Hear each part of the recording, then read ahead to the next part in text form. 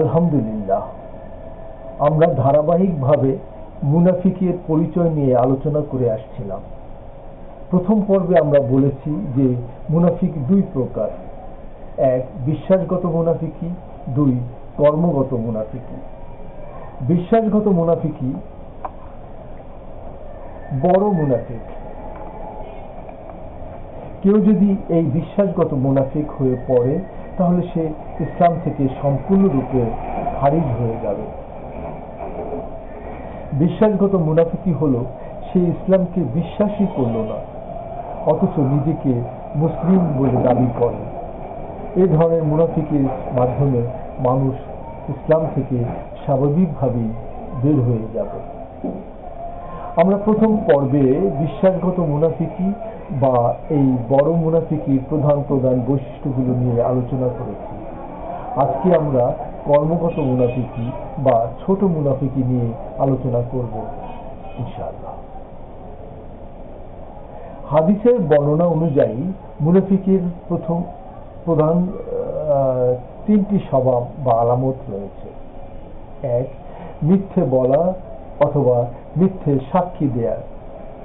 মিথ্যা বলা অথবা মিথ্যা সাক্ষী দেয়া একটা মারাত্মক অপরাধ।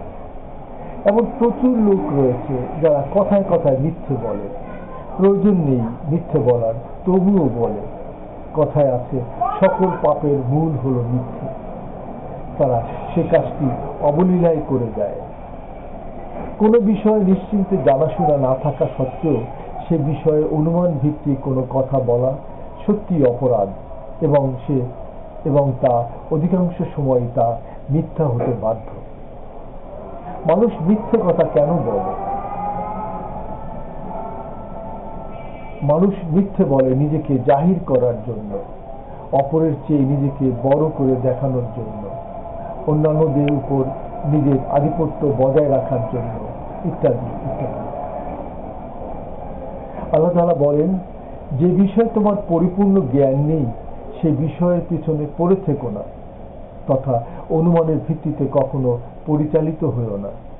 নিশ্চয়ই তুমি কর্ণ, চক্ষু, হৃদয় এসবের ব্যাপারে কিয়ামতের দিন জিজ্ঞাসিত হবে। বনী ইসরাঈলের ৩৬ নম্বর আয়াতে এ বিষয়ে পরিষ্কার করে বলা হয়েছে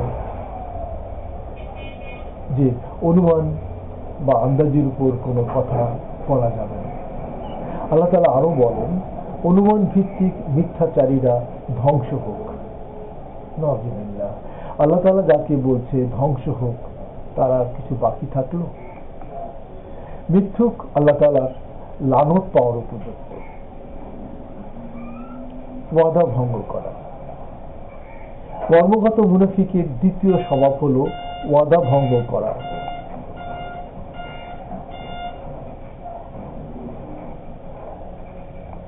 ইসলামে ওয়াদা বা প্রতিশ্রুতি ভঙ্গ করা অত্যন্ত গর্হিত, জঘন্য ও কবিরা গুনাহ হিসাবে গণ্য। ওয়াদা ভঙ্গ করলে সামাজিক, ইহলৌকিক, পারলৌকিক সকল জীবনেই মারাত্মক পরিণতি ভোগ করতে হয়। মুনাফিকের আলামত। রাসূলুল্লাহ সাল্লাল্লাহু আলাইহি ওয়াসাল্লাম বলেছেন, ওয়াদা ভঙ্গ করা মুনাফিকের অন্যতম প্রধান লক্ষণ। যার মধ্যে ওয়াদা ভঙ্গের স্বভাব থাকে সে খাঁটি মুনাফিক। আস্থা ও সম্মানহানি। মানুষের কাছে বিশ্বাসযোগ্যতা ও সম্মান নষ্ট হয়। পরিবার, সমাজ ও কর্মক্ষেত্রে ওই ব্যক্তির কথার কোনো গুরুত্ব থাকে না। পরকালে শাস্তি। কিয়ামতের দিন ওয়াদা ভঙ্গকারীর বিশ্বাসঘাতকতার পরিমাণ অনুযায়ী ঝান্ডা উত্তোলন করে তাকে সবার সামনে অপমানিত করা হবে। রহমত থেকে বঞ্চিত। আল্লাহ তাআলা ওয়াদা ভঙ্গকারীদের পছন্দ করেন না এবং পরকালে তাদের দিকে রহমতের দৃষ্টিতেও ফিরে তাকাবেন না। ওয়াদা ভঙ্গের কাফফারা। এত কিছু জানার পরেও আমরা সমাজে, সংসারে, কর্মক্ষেত্রে, ব্যবসা বাণিজ্যে নানাভাবে আমরা ওয়াদা করে থাকি এবং তা অবলীলায় ভঙ্গ করেও থাকি। প্রত্যেকটা ওয়াদা খুব গুরুত্বপূর্ণ। সাধারণ মানুষের সাথে করা ওয়াদা ভঙ্গ করলে অনুতপ্ত হয়ে আল্লাহর কাছে তওবা করতে হবে। আর যার সাথে ওয়াদা ভঙ্গ করা হয়েছে তার কাছে ক্ষমা চাইতে হবে। তবে ওয়াদাটা যদি আল্লাহর নামে হয়, কসমকে হয়, শপথ করে করা হয়, তবে তা পালন করা ওয়াজিব। আর সে শপথ ভঙ্গের জন্য কাফফারা দিতে হয়। কাফফারা হলো 10 জন দরিদ্র ব্যক্তিকে মধ্যম মানের খাবার খাওয়ানো বা বস্ত্র দান করা, অথবা একজন দাস মুক্ত করা। বর্তমানে তো দাস প্রথা নেই, তাই এই প্রসঙ্গটিও আসবে না। তবে দরিদ্রদের খাওয়ানো এবং বস্ত্রদান, এ দুটির কোনোটি যদি সম্ভব না হয়ে থাকে তবে তাকে একাদিক্রমে 3 দিন রোজা রাখতে হবে। কর্মগত মুনাফিকির তৃতীয় স্বভাব হল আমানত রাখলে তা খেয়ানত করে। আমানতের খেয়ানত বলতে নিজের কাছে গচ্ছিত রাখা কোনো বিশ্বাস, সম্পত্তি, দায়িত্ব বা গোপনীয়তা ইচ্ছাকৃতভাবে নষ্ট, গোপন বা আত্মসাৎ করাকে বোঝায়। এটি ইসলামী শরীয়ত ও নৈতিকতার দৃষ্টিতে একটি জঘন্য অপরাধ ও মারাত্মক কবিরা গুনাহ। আমানতের খেয়ানতের বিভিন্ন দিক রয়েছে, যেমন আমানতের প্রকারভেদ। আমানত শুধু টাকা পয়সা বা সম্পদের মধ্যেই সীমাবদ্ধ নয়, এর পরিধি অনেক বিস্তৃত। আর্থিক আমানত, কারো কাছে গচ্ছিত অর্থ সম্পদ ঠিকমতো ফেরত দেওয়া, আমানত হিসাবে রাখা টাকা আত্মসাৎ না করা বা নষ্ট না করা। দায়িত্ব ও কর্তব্যের আমানত, কোনো পদে থেকে নিজের দায়িত্ব পালন না করা বা অযোগ্য ব্যক্তিকে কোনো দায়িত্ব দেয়া। গোপনীয়তার আমানত, কারো বলা কোনো গোপন কথা বা পরামর্শ অন্যের কাছে ফাঁস করে দেওয়া। কর্মক্ষেত্রের আমানত, চাকরিতে ফাঁকি দেওয়া, দায়িত্বে অবহেলা করা বা প্রতিষ্ঠানের সম্পদ নিজের ব্যক্তিগত কাজে ব্যবহার করা ইত্যাদি ইত্যাদি সবগুলোই হবে এই ওয়াদা ভঙ্গের মধ্যে অন্তর্ভুক্ত। রাসূলুল্লাহ সাল্লাল্লাহু আলাইহি ওয়াসাল্লাম আরো বলেছেন, যার আমানতদারি নাই তার ঈমানও নাই। ইসলামে আমানত খেয়ানতকারীকে অত্যন্ত কঠিন শাস্তির কথা বলা হয়েছে। মহান আল্লাহ তাআলা পবিত্র কোরআনে মুনাফিকদের জন্য জাহান্নামের সর্বনিম্ন স্তরের শাস্তির কথা উল্লেখ করেছেন। তাই দুনিয়াতে কারো হক নষ্ট করা হলে তা তওবা করে ক্ষমা চাওয়ার পাশাপাশি যথাযথ পাওনা ফিরিয়ে দেওয়া বাধ্যতামূলক।